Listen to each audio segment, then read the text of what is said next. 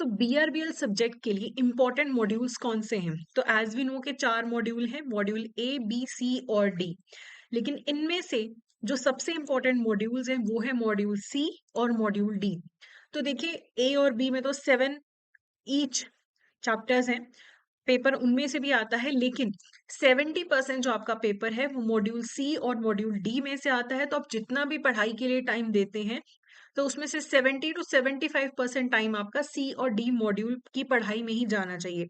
अब कुछ स्टूडेंट्स ये समझते हैं कि जो इंपॉर्टेंट मॉड्यूल्स है सिर्फ वही पढ़ लें और बाकी के मॉड्यूल्स को छोड़ दें, तो ऐसा बिल्कुल भी नहीं करना है।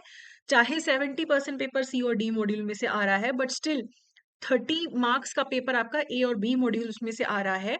कई बार 25 मार्क्स का आता है, कई बार 30-35 का आता है, लेकिन सिर्फ 14 चैप्टर्स पढ़ के आपको, वो भी जो बहुत डिफिकल्ट वाले चैप्टर्स नहीं, वो पढ़ के आपको 30-35 मार्क्स मिल रहे हैं, तो उन्हें भी आपको कवर करना है।